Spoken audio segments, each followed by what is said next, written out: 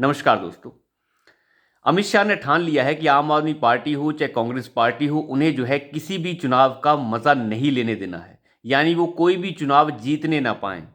अभी जो है मेयर के चुनाव होने वाले थे चंडीगढ़ के अंदर, जो चंडीगढ़ म्यूनसिपल कॉरपोरेशन है वहाँ पे मेयर के चुनाव हो रहे थे। मेयर को चुने जाना था और साथ ही साथ जो है सीनियर डिप्टी मेयर के चुनाव भी थे और डिप्टी मेयर के चुनाव भी थे। यानी 3 पदों के लिए चुनाव हो रहा था। लेकिन अमित शाह ने ये खुशी जो है कांग्रेस और आम आदमी पार्टी से छीन ली है। आम आदमी पार्टी तो ये कह रही थी कि गठबंधन की अगर यहाँ पे जीत होती है, यानी मेयर चुना जाता है, डिप्टी मेयर चुना जाता है और सीनियर डिप्टी मेयर अगर गठबंधन का चुना जाता है, तो इससे जो है लोकसभा का संदेश बिल्कुल साफ हो जाएगा कि जनता क्या चाहती है। हालांकि ये सब का सब पाखंड है इस आम आदमी पार्टी का। अगर आप जो हैं चंडीगढ़ के पूरे मेयर के चुनाव को देखें तो वहाँ पे आपको पता चल जाएगा कि वहाँ पे जो है आम आदमी पार्टी का और कांग्रेस का मेयर चुना जाना बिल्कुल लाजमी है। लेकिन वो फिर भी अपना मेयर नहीं चुनवा पाए, क्योंकि भारतीय जनता पार्टी ने चुनाव ही स्थगित कर दिया। और ये बहाना लगा दिया गया कि चुनाव नहीं हो रहा है क्योंकि जो चुनाव अधिकारी हैं वो बीमार हो गए हैं और उन्हें अस्पताल में भर्ती करा दिया गया है। खैर, बहाना कोई भी हो, लेकिन चुनाव स्थगित हो चुका है। अब चाहे आप कहें भारतीय जनता पार्टी ने करवाया है या फिर जो है इत्तेफाक है, कुछ भी कह सकते हैं, लेकिन चुनाव स्थगित हो चुका है। मैं आपको बताऊं, चंडीगढ़ की पूरी अगर म्यूनसिपल कॉर्पोरेशन की अगर आप सीटें देंगे तो उसमें कितने कॉर्पोरेटर हैं, वहां से आपको पता चल जाएगा कि आम आदमी पार्टी का खेल क्या है। जब इसके चुनाव हुए थे पहले, तो उसमें 14 सदस्य जो है भारतीय जनता पार्टी के चुने गए थे और 14 ही सदस्य आम आदमी पार्टी के चुने गए थे। 6 सदस्य जो है कांग्रेस पार्टी के चुने गए थे और एक अकाली दल का चुना गया था। तो टोटल सदस्य होते हैं 35। तो मैं आपको बताऊं, इसमें एक सदस्य जो है आम आदमी पार्टी का, वो बाद में शामिल हो गया था कांग्रेस पार्टी के अंदर और आम आदमी पार्टी के सदस्य रह गए केवल 13 और कांग्रेस पार्टी के सदस्य हो गए 7। लेकिन उस समय जब मेयर का चुनाव हुआ तो उस समय भारतीय जनता पार्टी का मेयर चुन लिया गया और साथ ही साथ सीनियर डिप्टी मेयर और डिप्टी मेयर भी चुन लिया गया। वो इसलिए चुन लिया गया क्योंकि बहुत सारे कांग्रेस के कॉरपोरेटर्स ने वोट ही नहीं डाला। जब वोट नहीं डाला तो ऑटोमेटिकली जो है भारतीय जनता पार्टी का मेयर, डिप्टी मेयर और सीनियर डिप्टी मेयर चुन लिया गया और आम आदमी पार्टी कुछ नहीं कर पाई क्योंकि उस समय गठबंधन नहीं था। लेकिन इस बार इन्होंने कहा कि हमने गठबंधन में है और दोनों के अगर वोट मिल जाते हैं तो तीनों के तीनों पद हमारे हो सकते हैं। और आपस में सेटिंग कर ली गई कि अगर यहाँ पे अगर अब चुनाव गठबंधन के बीच में हो रहा है तो मेयर का चुनाव जब होगा तो आम आदमी पार्टी का मेयर बनेगा और सीनियर डिप्टी मेयर और डिप्टी मेयर की जगह पे कांग्रेस के कॉरपोरेटर को जगह दी जाएगी। लेकिन ऐसा हो नहीं पाया क्योंकि चुनाव ही स्थगित कर दिया गया। चुनाव स्थगित हो चुका है और आम आदमी पार्टी कह रही है ये भारतीय जनता पार्टी ने किया है। खैर, बिल्कुल सही कह रहे हैं, भारतीय जनता पार्टी ने ही किया है। चुनाव अधिकारी बीमार हो गए, उन्हें भर्ती करा दिया गया, बहाना कुछ भी हो सकता है। मुझे लगता है इस बार भारतीय जनता पार्टी को लग रहा था कि हम अपना मेयर नहीं चुनवा पाएंगे क्योंकि क्रॉस वोटिंग की कोई गुंजाइश नहीं थी। क्योंकि जब भी मेयर का चुनाव होता है या फिर जो भी म्यूनसिपल कॉर्पोरेशन के ये चुनाव होते हैं, इनमें क्रॉस वोटिंग हो सकती है। क्रॉस वोटिंग इसलिए हो सकती है क्योंकि यहाँ पे दल बदलू कानून बिल्कुल भी लागू नहीं होता। यानी अगर कोई पार्टी का नेता या पार्टी का कॉर्पोरेटर जो है दूसरी पार्टी को वोट दे देता है तो उसकी सदस्यता रद्द नहीं होती। ऐसे मामले में भारतीय जनता पार्टी ने बखूबी कोशिश की होगी कि वो अपना मेयर चुनवा ले, लेकिन मुझे लगता है बात बनी नहीं, इसलिए चुनाव को ही स्थगित कर दिया गया। यानी एक छोटी सी खुशी आम आदमी पार्टी और कांग्रेस को मिलने वाली थी, वो भी छीन ली गई। तो खैर, ये बहुत अच्छी बात हुई है एक तरीके से। जो आम आदमी पार्टी है और ये कांग्रेस पार्टी है, जो गठबंधन और ठगबंधन बना रखा है, क्योंकि पंजाब की जो कांग्रेस की इकाई है वो बिल्कुल नहीं चाहती कि ये चुनाव के दौरान जो है गठबंधन हो। क्योंकि उन्हें लगता है कि पंजाब के अंदर आम आदमी पार्टी उन्हें हरा कर सत्ता में आई है तो मुख्य विपक्षी दल हम हैं और विपक्षी दल ही अगर सत्ता पक्ष के साथ गठबंधन कर लेगा तो फिर जनता क्या सोचेगी। आप अंदाजा लगा के देखिए किस तरीके से पंजाब की इकाई बार बार जो है कांग्रेस के जो है केंद्रीय नेतृत्व को बार बार मैसेज देने की कोशिश कर रही है कि आप गठबंधन ना करें। और ये खबर भी है कि कांग्रेस की जो पंजाब की इकाई है वो इस चुनाव के स्थगित होने से अंदर ही अंदर बहुत ज़्यादा खुश है।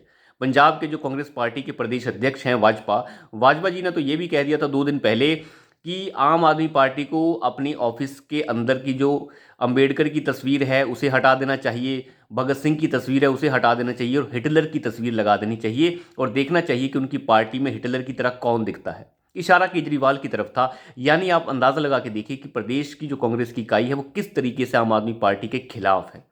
लेकिन फिर भी केंद्रीय नेतृत्व और ये राहुल गांधी को इसकी कोई परवाह नहीं है।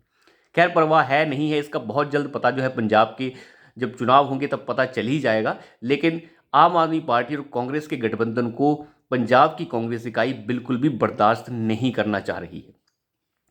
अब थोड़ी बात कर लेते हैं कि कैसे जो है प्रशांत भूषण को आज सुप्रीम कोर्ट के अंदर नंगा किया है सॉलिसिटर जनरल तुषार मेहता ने और एएसजी यानी एडिशनल सॉलिसिटर जनरल ने। ये सारी की सारी जो गैंग है, जितने भी ये गैंग के अंदर बंदे हैं, अगर आप उनकी मैं बात बताऊं, ये जो प्रशांत भूषण है आज पिटीशन लेके पहुंचा था सुप्रीम कोर्ट के अंदर कि 2002 से लेके 2007 के बीच में जो गुजरात के अंदर एनकाउंटर हुए हैं उनकी जांच दोबारा होनी चाहिए। दोबारा शब्द का इस्तेमाल मैं इसलिए कर रहा हूं क्योंकि ये जांच पहले भी हो चुकी है। 2002 और 2002 से लेकर 2007 के बीच में जितने भी एनकाउंटर हुए हैं उनकी जांच दोबारा करवाने की ये मांग कर रहे थे। और इस पिटीशन को लेके सुप्रीम कोर्ट में प्रशांत भूषण जो पहुंचे थे, ये पिटीशन थी किसकी? ये पिटीशन है जावेद जिहादी यानी जावेद अख्तर जहाब जो हैं, और साथ ही साथ जो है शबनम हाशमी। दोनों के दोनों जो हैं गुजरात से कोई लेना देना नहीं रखते, लेकिन फिर भी गुजरात के लिए इनका जो प्रेम है वो सामने दिखता है। 2002 से लेकर 2007 के बीच में जो एनकाउंटर हुए थे इसकी जांच सुप्रीम कोर्ट पहले भी करवा चुका है अपनी स्पेशल टास्क फोर्स से, जिसने जो है सरकार को क्लीन चिट दी थी। उस समय की मोदी सरकार को, जो उस समय चीफ मिनिस्टर थे मोदी, उन्हें जो है क्लीन चिट दी थी और कहा था कि जिसमें 3 एनकाउंटर है इनके ऊपर हमें शक है, लेकिन उन्होंने ये भी नहीं कहा था कि ये फेक एनकाउंटर्स हैं। तो अब अंदाज़ा लगा के देखिए, ये दोबारा से जो है अपनी पिटीशन लेके पहुंचे और कहने लग गए कि हमें जो है इसकी दोबारा से जांच करवानी है।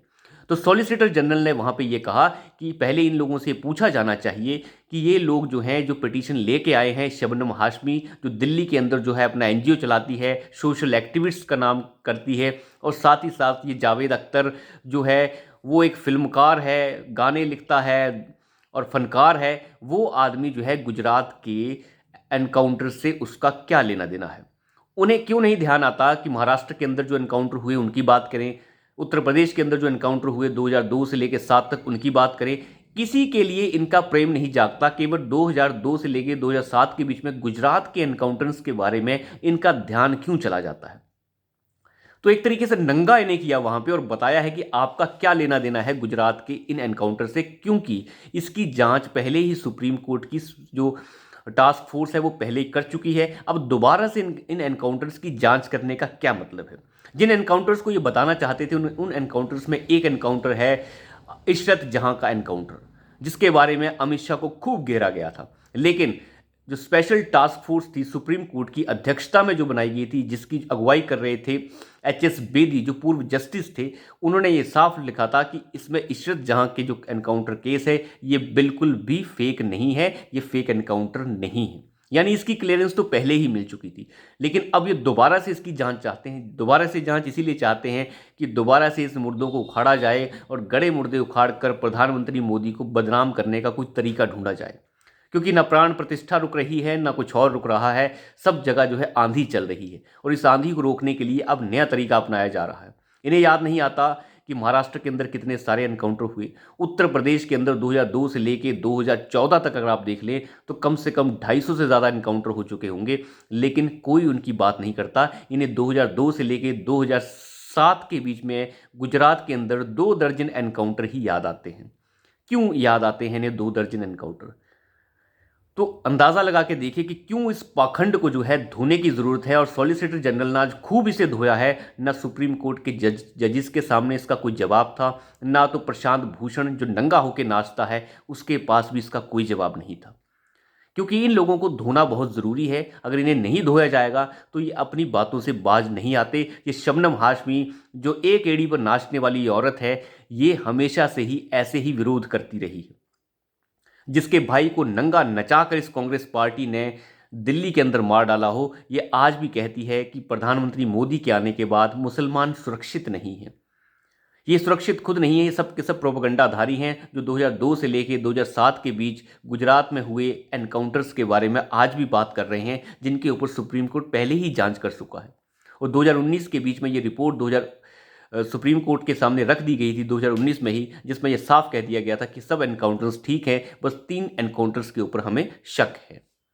तो अब अंदाज़ा लगा के देखिए कि किस तरीके का पाखंड जो है सरकार के खिलाफ चलाने की कोशिश चल रही है, उसके लिए अलग अलग तरीके ढूंढे जा रहे हैं। तो अभी के लिए इतना ही, धन्यवाद।